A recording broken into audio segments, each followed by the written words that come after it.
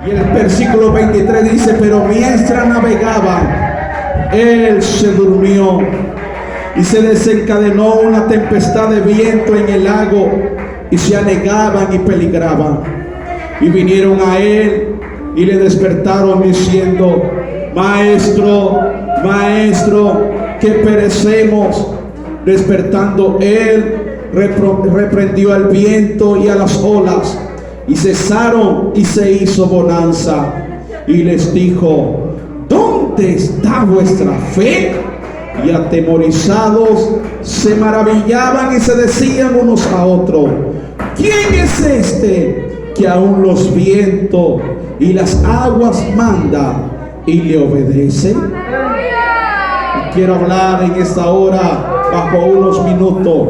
Jesús va en nuestra barca. Digan conmigo: Jesús va en mi barca.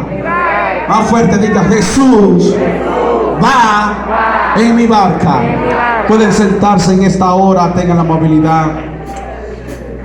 Y la historia habla de que una gran multitud se había congregado a la ribera del mar de Galilea para escuchar las enseñanzas que Jesús impartía desde un pequeño barco pesquero anclado a la cerca de la orilla. Había sido otro día largo para El Salvador, pero fue un día muy fructífero por la cantidad de personas que Jesús había sanado, que Jesús había restaurado, que Jesús había restituido. Era un día fructífero porque muchas personas habían llegado a Jesús, habían llegado a los pies de él y habían sido tocados por su presencia. Pero dice que cuando Jesús concluyó la predicación, comenzaba a anochecer, y les pidió a sus discípulos que cruzaran al otro lado, es decir, que cruzaran el lago para ir al otro lugar. Al otro lugar que les esperaba era la ciudad de Gadara, que luego hay una gran historia del endemoniado gadareno que vivía en aquel lugar.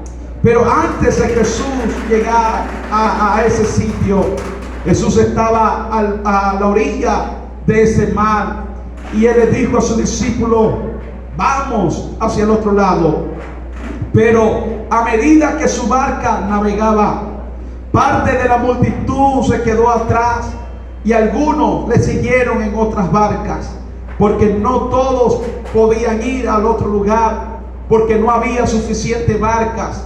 Pero los primeros que se pudieron montar en barcas alrededor dijeron: yo no voy a regresar a mi casa, yo quiero seguir a Jesús y quiero ver las grandes maravillas que él va a hacer en la ciudad de Gadara. Por tal razón, estos hombres y mujeres que estaban ahí, incluyendo niños, decidieron acompañar a Jesús y a sus discípulos hacia la ciudad de Gadara. Pero es decir, que no solamente iba esta barca, sino que iban muchas barcas. Lastimosamente, muchos tuvieron que quedarse porque no había donde ir. Por tal razón, ellos se regresaron contentos, felices a su casa, y testificando de lo que Dios, de lo que Jesús había hecho en aquel lugar. Ya era de noche y era un momento oportuno para que Jesús durmiese un poco, y por tal razón se recostó en la popa, o es decir, en un cojín en la parte trasera de la barca. Eso usted lo puede leer en Lucas capítulo 8, versos 22 y 23. Y el mar que estaban cruzando, nada más y nada menos, era el mar de Galilea, que era bien conocido por sus violentas tempestades.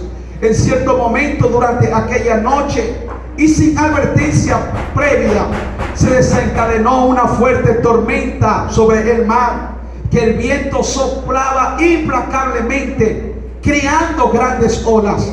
La pequeña nave y su tripulación, compuesta de Jesús y sus discípulos, corrían gran peligro de naufragar.